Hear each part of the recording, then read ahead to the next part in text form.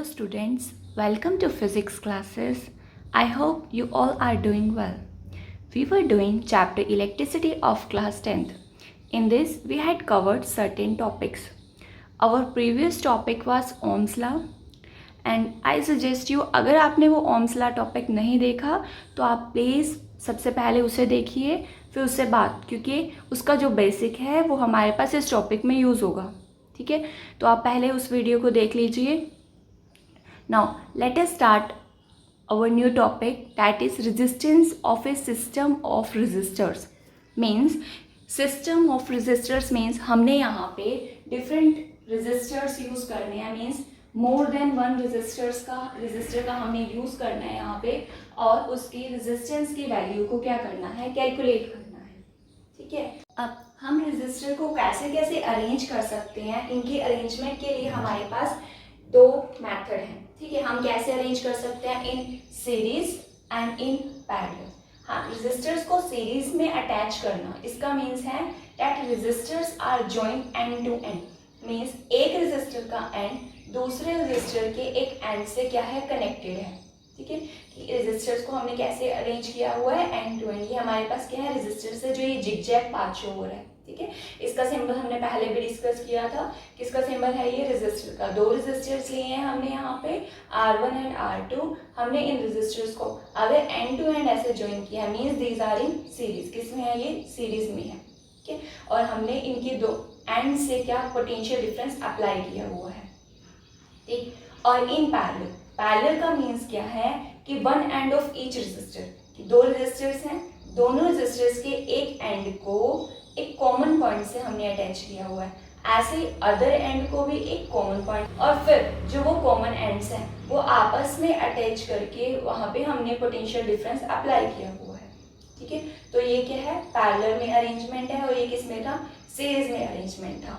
जैसे हम अपने हाउसेज में भी रेजिस्टर्स का यूज़ करते हैं, किस में यूज़ करते हैं, जैसे इलेक्ट्रिक हीटर्स में, ओवन्स में, इन सब में क्या होता है, रेजिस्टर्स ही अरेंज हुआ होता है. ठीक है, तो अब ये इन जो अरेंजमेंट है इनकी इस वजह से होती है, सीरीज में अरेंज करना या पैरेलल में अरेंज करना. और इसका एग्जांपल हम जैसे दिवाली फेस्टिवल पे हम हाउस को डेकोरेट करने के लिए भी स्ट्रिंग ऑफ लाइट्स यूज करते हैं. वो लाइट्स में जो बल्ब होते हैं, ठीक है, वो बल्ब्स कैसे एक्ट करते हैं, एक रेजिस्टर की तरह एक्ट करते हैं. जैसे आप इस इमेज में भी देख सकते हो, ये बल्ब्स कैसे कैसे अरेंज हैं. एक जो फर्स्ट इमेज है उसमें कैसे अरेंज है, सीरीज में, और सेकेंड वाले में कैसे अरेंज है, ये इन पैरेलल. अब हम रेजिस्टर्स को कैसे एज्यूम करते हैं, एज अ रोड एज्यूम करते हैं. ठीक है, कि हमारे पास क्या है, दो रोड्स आपस में क्या है, एंड टू एंड क्या है, कनेक्टेड हैं. और रेजिस्टर एज अ रोड, और करंट को हम एज्यूम करते हैं एज अ कार. ठीक है, कि हमारे पास क्या हो रहा है, एक कार यहाँ से जा रही है. ऑब्वियसली अगर कार यहाँ से जा रही है और दो रोड अटैच हैं तो पहले कार को इस रोड से क्रॉस करना पड़ेगा, फिर उसी कार को यहाँ से भी जाना पड़ेगा. ठीक है, मीन्स कि दो रेजिस्टर अगर एंड टू एंड हैं तो क्या है, करंट को पहले R1 में से वही करंट जाएगा और फिर R2 में से भी वही सेम करंट जाएगा. ठीक है, तो क्या होता है कि अगर रेजिस्टर सीरीज में अटैच होते हैं तो करंट क्या होता है, सेम जाता है. ठीक है, और लेकिन जो रेजिस्टर्स हैं इनके अक्रॉस पोटेंशियल डिफरेंस जो है वो हमारे पास क्या होगा, डिवाइड होगा. ठीक है, इसके अक्रॉस पोटेंशियल क्या होगा, V1, और इसके अक्रॉस पोटेंशियल क्या होगा, V2. Current same and potential क्या हो जाता है, हमारे पास डिवाइड हो जाता है इन सीरीज में. ठीक है, और अगर हम पैरेलल की बात करें, अब पैरेलल में क्या है, हमारे पास ये रोड यहाँ से जाता हो क्या हो रहा है, डिवाइड हो रहा है. ठीक है, R1 ऊपर की तरफ और R2 नीचे. अब क्या है, कार अगर यहाँ से आई उसके पास क्या है, दो पॉसिबिलिटीज हैं, या तो वो कार इस रोड के थ्रू जा सकती है और वो कार इस रोड के थ्रू भी जा सकती है. तो हम क्या करेंगे कि करंट जो है, सिमिलरली जो करंट है वो क्या इस रेजिस्टर के अक्रॉस भी जाएगा और इस रेजिस्टर के अक्रॉस भी जाएगा.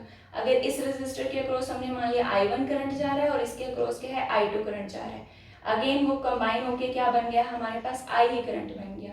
मीन्स कि पैरेलल में क्या हो रहा है, हमारे पास करंट डिवाइड हो रहा है और पोटेंशियल क्या रहता है, सेम रहता है. सीरीज से अपोजिट है इसमें. ठीक है, सीरीज में क्या होता है, करंट सेम, एंड पैरेलल में क्या होता है, करंट हमारे पास डिवाइड हो जाता है. सीरीज में पोटेंशियल डिवाइड होता है एंड पैरेलल में क्या है, पोटेंशियल हमारे पास सेम रहता है.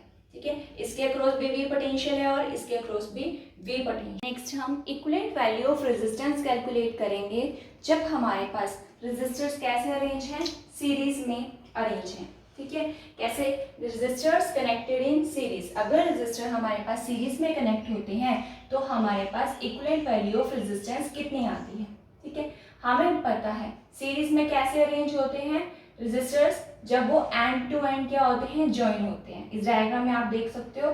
ठीक है, एक रेजिस्टर है R1, R2 एंड R3, ये कैसे ज्वाइन है, एंड टू एंड कनेक्टेड है। ठीक है, अभी हमने ये भी डिस्कस किया कि सीरीज में करंट की वैल्यू क्या रहती है, सेम रहती है। इट मींस तीनों रेजिस्टर्स में से कितना करंट जा रहा है, I करंट फ्लो हो रहा है। और पोटेंशियल डिफरेंस क्या होता है सीरीज में, कनेक्ट डिवाइड होता है, सॉरी, तो डिवाइड होते हैं। तो फर्स्ट के अक्रॉस क्या होगा पोटेंशियल डिफरेंस V1, सेकंड के अक्रॉस V2, थर्ड के अक्रॉस क्या होगा V3। ठीक है, तीन रेजिस्टर से हमने अटैच किए हुए थे R1 and R2 and R3। ठीक है, अब अगर आपने सीरीज में निकालना है, सबसे पहले आप वो एक्सप्रेशन लिखोगे, उसके इक्विवेलेंट वैल्यू लिखोगे जो चीज़ डिवाइड हो रही है। आपको पता है पोटेंशियल जो है इसमें डिवाइड हो रहा है। पोटेंशियल किस में डिवाइड हो रहा है, V पोटेंशियल था जो हमने कनेक्ट किया हुआ था। फिर R1 के अक्रॉस कितना पोटेंशियल हो रहा है, V1, R2 के अक्रॉस V2 और R3 के अक्रॉस पोटेंशियल कितना है, V3 है। मींस पोटेंशियल क्या हो रहा है, यहाँ पे डिवाइड हो रहा है। तो आप इक्विवेलेंट पोटेंशियल क्या लिखोगे, V1, V2 एंड V3। ठीक है, you know by ohm's law V1, अगर आप रेजिस्टर R1 के अक्रॉस V1 पोटेंशियल है और आप वहाँ पे V1 की वैल्यू कैलकुलेट करोगे तो बाय ओम्स लॉ V1 किसके इक्वल होता है, IR1। V2 किसके इक्वल होगा, अगर R2 के अक्रॉस आप पोटेंशियल को निकालोगे तो V2 is equal to IR2 and V3 means R3 के अक्रॉस अगर पोटेंशियल को आप कैलकुलेट करोगे तो V3 क्या आएगा, IR3। इन तीनों इक्वेशन में से V1, V2 और V3 की वैल्यू आप फर्स्ट इक्वेशन में पुट कर दीजिए। तो क्या आ गया आपके पास, V is equal to IR1, IR2 and IR3। तीनों में से क्या कॉमन आ रहा है, I कॉमन आ रहा है, I आपने कॉमन निकाल दिया। ठीक है, अगर हम ये सपोज करते हैं कि RS जो है इफेक्टिव रेजिस्टेंस है जो हमने कैलकुलेट करनी है किनकी, सीरीज की, जब हमने तीनों रेजिस्टर्स को कैसे अरेंज किया है, सीरीज में अरेंज किया हुआ है। तो बाय ओम्स लॉ V जो टोटल आपके पास पोटेंशियल है, V इज इक्वल टू क्या आ जाएगा, I इंटू RS। RS क्या, इफेक्टिव रेजिस्टेंस। अब V is equal to IRS को आप फिफ्थ इक्वेशन में पुट कीजिए। जब आपने इसे फिफ्थ इक्वेशन में पुट किया, we get IRS is equal to I into R1 plus R2। यहाँ से देखो R1, R2, R3, we get, देखो I क्या हो जाएगा, यहाँ से कैंसिल आउट।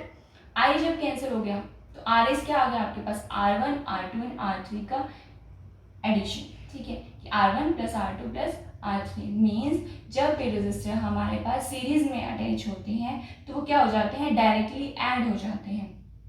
ठीक है, यहाँ पे हमने 3 रेजिस्टर्स लिए हैं। अगर आप n नंबर ऑफ रेजिस्टर्स लेते हो तो क्या हो जाएगा, RS जो है effective value of resistance in series क्या आ जाएगी आपके पास, n नंबर ऑफ रेजिस्टर्स का क्या आ जाएगा, सम आ जाएगा। Next is the equivalent value of resistance when the resistors are connected in parallel. अब हमने रेजिस्टर्स को कैसे अरेंज किया है, पैरेलल में अरेंज किया है। पैरेलल में हमने अभी स्टडी किया था कि पैरेलल में क्या होता है, रेजिस्टर्स के एक एंड को, ठीक है, इन तीनों रेजिस्टर्स के एक एंड को एक कॉमन पॉइंट से अटैच कर दिया एंड अदर एंड को अदर कॉमन पॉइंट से हमने क्या कर देते हैं, अरेंज कर देते हैं और उसको यहाँ पे हमने पोटेंशियल डिफरेंस अप्लाई किया हुआ है। ठीक है, हमारे पास कितने रेजिस्टर्स लेके चले, हम 3 रेजिस्टर्स में लेके चले हैं। ठीक है, we know that in parallel, parallel में हमारे पास क्या रहता है, करंट क्या होता है हमारे पास, डिवाइड होता है। हमने अभी स्टडी किया था कि पैरेलल में करंट डिवाइड होता है एंड पोटेंशियल क्या रहता है हमारे पास, सेम रहता है। तो यहाँ से हमने माना कि जो रेजिस्टर R1 है उससे कितना करंट जा रहा है, I1 करंट जा रहा है। सपोज R2 में से कितना करंट जा रहा है, I2 एंड R3 में से कितना करंट जा रहा है, I3। ठीक है, वी नो डेट। अब हमने अभी डिस्कस किया कि हम सबसे पहले वो एक्सप्रेशन लिखेंगे जिसमें जिसका क्या हो रहा है, जिसमें डिवीजन हो रहा होता है। ठीक है, अब यहाँ पे क्या डिवाइड हो रहा है, करंट डिवाइड हो रहा है, तो write the expression of current. ठीक है, I is equal to I1 plus I2 plus I3 के इक्वल है। ठीक है, by ohm's law, ohm's law से हमें पता है that I is equal to V upon R, और अगर हम रेजिस्टर R1 के क्रॉस निकालेंगे तो I1 is equal to V upon R1 आएगा, I2 is equal to V upon R2 and I3 is equal to V upon R3। ठीक है। अब हमने क्या करना है, I1, I2 और I3 की वैल्यूज को इस इक्वेशन में पुट कर देना है। After putting we get I is equal to this expression number second, ठीक है, I is equal to V upon R1 plus V upon R2 plus V upon R3, ठीक है। अब नेक्स्ट में अगर हम सपोज करते हैं कि RP जो है वो इफेक्टिव रेजिस्टेंस है हमारे पास किसकी, parallel combination of R1, R2 and R3 के पैरेलल कॉम्बिनेशन की अगर हम तीनों की इफेक्टिव रेजिस्टेंस RP सपोज कर लेते हैं, ठीक है, तो I क्या आ जाएगा, by ohm's law V upon RP, ठीक है। अब हमने इसको किस इक्वेशन में पुट करना है, सेकेंड इक्वेशन में पुट कर देना है। I के प्लेस पे क्या लिख देना, V upon RP, replace I with V upon RP, we get this. इस इक्वेशन में देखो V क्या है, कॉमन है, इधर से भी और उधर से भी हमने V को क्या कर दिया, कैंसिल कर दिया। We get 1 upon RP is equal to 1 upon R1 plus 1 upon R2 plus 1 upon R3, ठीक है। तो ये क्या है, एक्सप्रेशन है हमारा इफेक्टिव वैल्यू ऑफ रेजिस्टेंस का, जब हमारे पास रेजिस्टर किस में अरेंज होते हैं, पैरेलल में अरेंज होते हैं। इसमें हमने 3 रेजिस्टर्स का केस लिया है, ठीक है। अगर हम इसके स्पेस पे 2 रेजिस्टर्स लेते हैं तो क्या आएगा, 1 upon R1 plus 1 upon R2।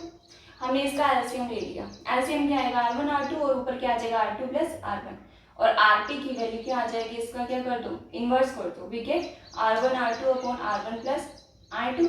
तो हम ये डायरेक्ट रिलेशन भी यूज कर सकते हैं अगर हमारे पास 2 रेजिस्टर्स दे रखे हैं वो पैरेलल में है। तो क्या करो, सबसे पहले उन दोनों का मल्टीप्लाई कर दो और नीचे जो डिनोमिनेटर में हमने क्या कर देना है, उन दोनों को ऐड कर देना है, ठीक है। और अगर हमारे पास n नंबर ऑफ रेजिस्टर्स हैं जो पैरेलल में अरेंज हैं तो उनको कैसे ऐड करेंगे, हम उनका रेसिप्रोकल लेके उनको डायरेक्टली ऐड कर देना, वहीं से हमारे पास क्या आ जाता है, इफेक्टिव वैल्यू ऑफ रेजिस्टेंस आ जाती है, ठीक है। तो n जो है रेजिस्टर्स होंगे तो हमारे पास एक्सप्रेशन ये होगा।